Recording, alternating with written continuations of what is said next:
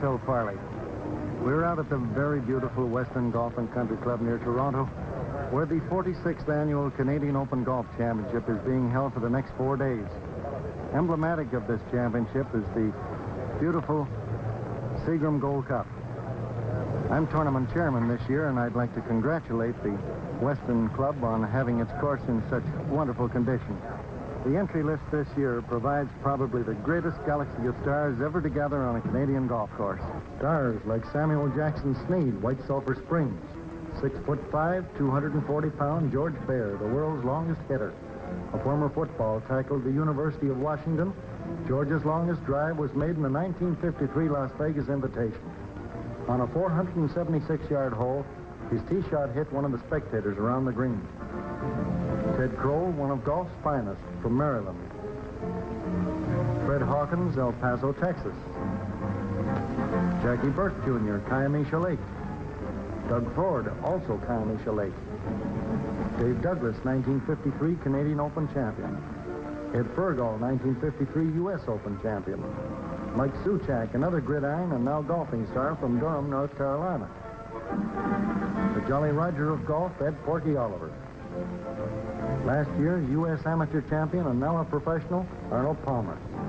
Gene Rittler, California. Canadian ace, Stan Leonard, Vancouver. Last year's runner-up, Gordie Bradson, Mississauga, Toronto. Tom Thunderbolt from Chattanooga, Tennessee. Canadian PGA champion, Al Balding. The mighty might of golf. I'm chairman of the playing committee of the United States PGA, Jerry Barber from Los Angeles. Jerry is known for his accuracy around the greens, and that's where the pros put in a lot of practice time.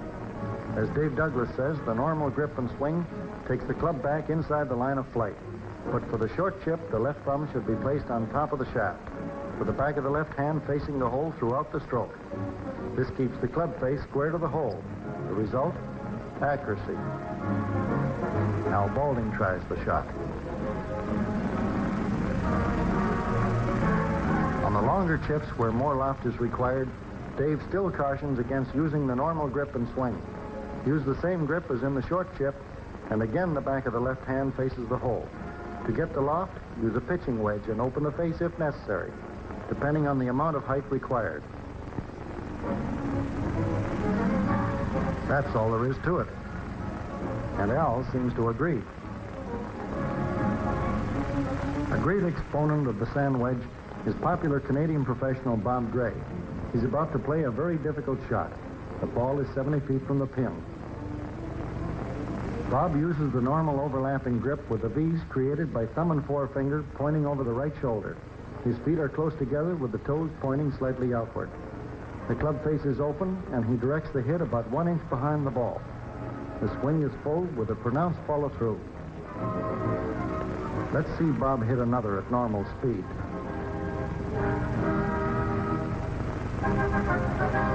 You can't do better than that. So if you're not hitting them well, see a professional and see how things are going on this first day of the championship.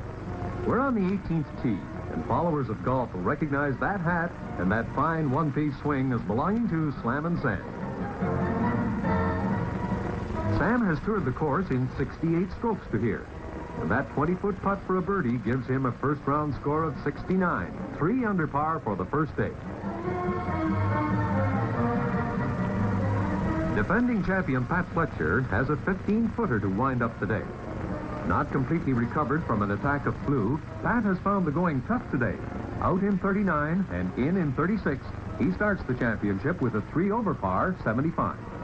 On this opening day of the race for the Seagram Gold Cup, 48 players out of a field of 190 broke par. Arnold Palmer, for instance, was out in 32. On the back nine, he's played 31 strokes so far. Well, that will be a 64 for Arnold, 8 under for the 18 holes. It's the best so far, and he could be the leader at the end of this first day. But back on the 18th tee is a man 9 under par to the end of the 17th. He's Charles Sifford, United States Negro champion. He has 2 strokes left in which to bag a 63 and remain 9 under, 1 stroke ahead of Palmer.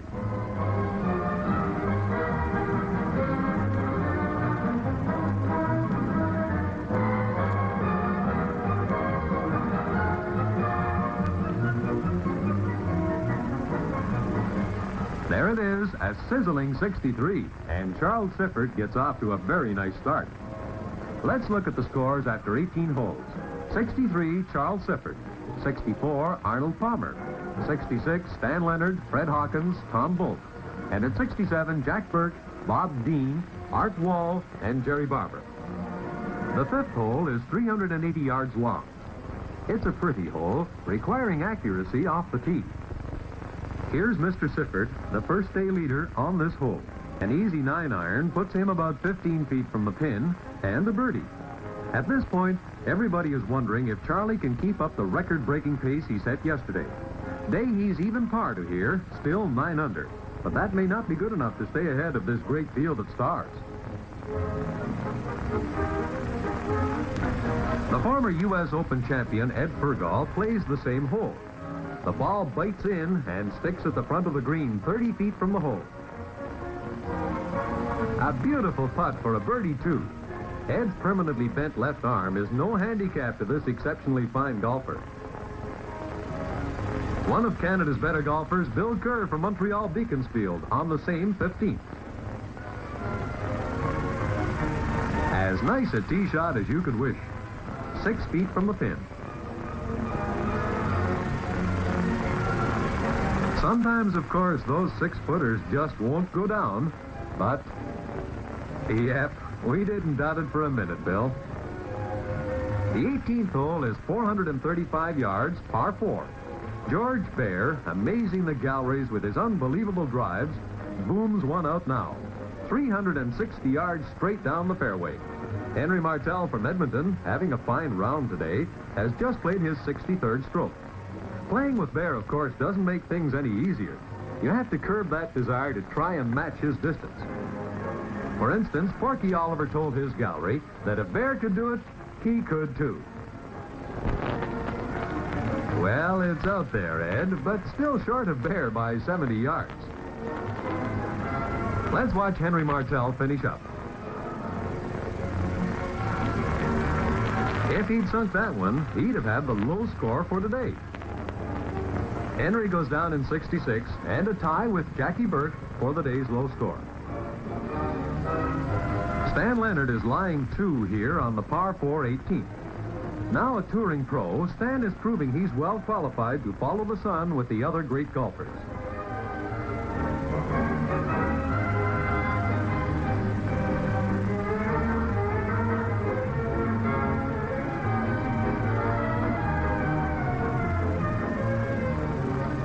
.66 yesterday, 69 today. He's 9 under for 36 holes. How do they stand after 36 holes of tough competitive golf? 131, Arnold Palmer. 133, Jack Burke Jr. 134, Tom Bolt and Jerry Barber. 135, Stan Leonard and Dave Douglas. Into the third round now, and we're on the 130-yard par 3-4. Jerry Barber, teeing off, had a hole-in-one here on his first round.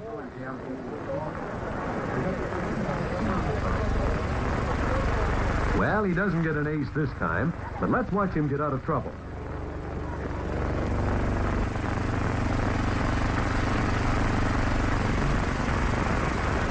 Ten feet of green separates him from par for the hole.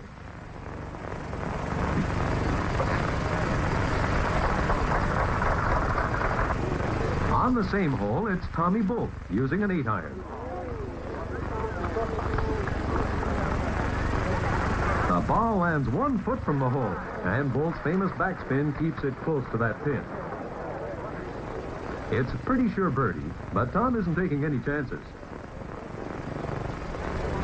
In 2 strokes, and Tom Bolt takes another stroke off par. Arnold Palmer, closest man to the Seagram Gold Cup, is 18 under par for 47 holes. His third stroke on the par 5 hole is short by 10 feet. Tom Bolt chips on from down the slope. That was his third stroke, but he's much closer than Palmer. Arnold goes for his 7th birdie today and makes it. That puts him 19 under in the championship. Just off the 12th fairway, Mike Suchak is having trouble. His tee shot hooked into the rough, just close enough to that tree to make a full swing difficult. So Mike has to figure out a way to get the ball as close to the green as he can, about 175 yards away. The 6-iron shot ends up just off the green, from where Mike was able to get down and par. A nice recovery. Back to the 18th green now, where Freddie Hawkins is finishing up a terrific round. He's had an eagle, 7 birdies, and 2 bogeys so far. That was his 64th stroke today, 8 feet short. A 65, lowest score so far for this 3rd round. He should move well up the list from 6th place. Jackie Burke, with 5 birdies today, leaves himself a 3-foot putt for a 67.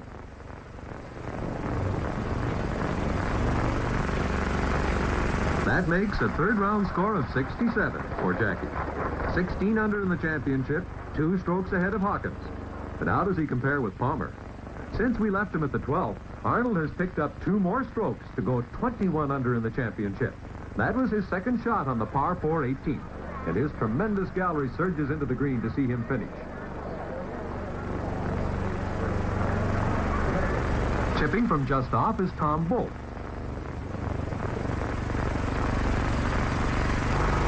And now Palmer will try to go 22 under by sinking this 20-footer. But the Western Police Force intervened, and Arnold decides to wait out the course of justice, which is speeding by on a nearby road. If he sinks this one, he'll have a 63 and be another stroke closer to the Seagram Gold Cup. Well, we'll never know if it was the long arm of the Western law that kept that ball from going in. Anyway, he's down in 64 to remain undisputed leader at 21 under par. The topic of conversation now is, can Arnold Palmer get up 25 under par? It remains to be seen. What's the picture like now after 54 holes? 195, Arnold Palmer. 200, Jack Burke Jr.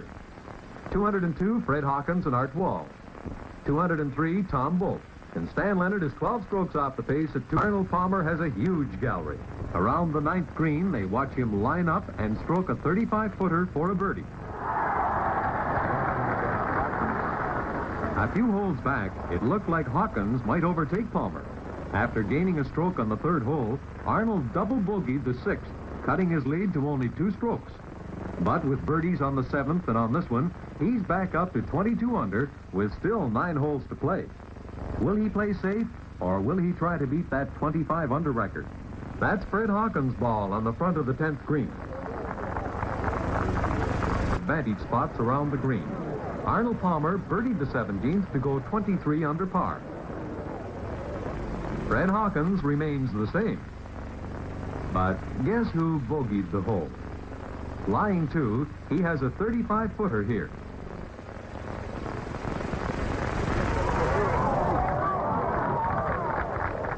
Hawkins now, a 30-footer.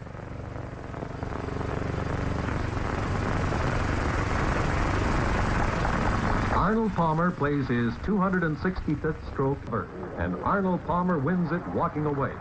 The 25-year-old Palmer from Latrobe, Pennsylvania, put together rounds of 64, 67, 64, and 70 to score his remarkable 23 under par and win his less than a year.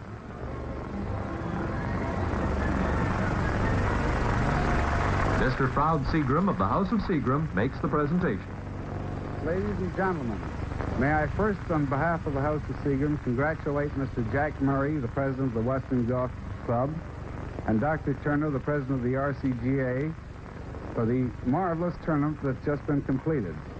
It's a great pleasure indeed to present the Seagram Gold Cup to Arnold Palmer, one of the coming young champions, and I only hope that he'll be with us next year to defend his championship, and may I wish him every continued success in the future.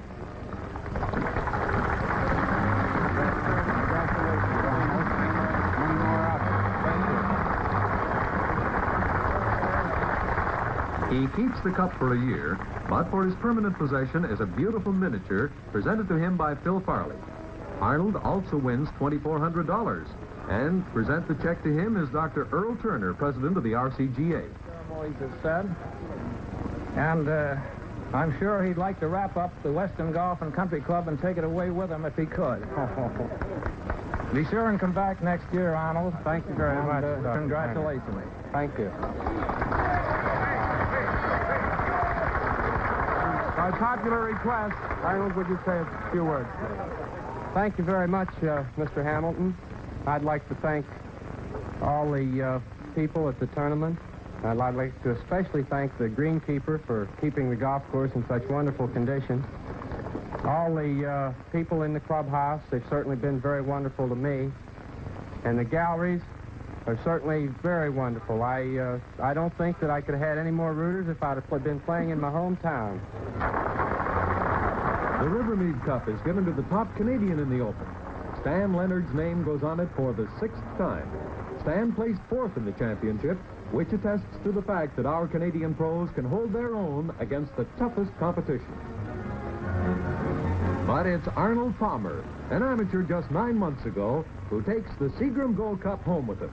His victory becomes even more impressive when you look at some of the great golfers he had to beat to win this championship. Sam Snead, who has won more titles and set more course records than any other golfer. Jackie Burt, Gene Littler, Mike Suchat, Tom Bolt, Freddie Haas, Ted Kroll, Doug Ford, Ed Fergal, Jerry Barber, and Freddie Hawkins, all great golfers. Yes, Arnold Palmer's a mighty pleased boy.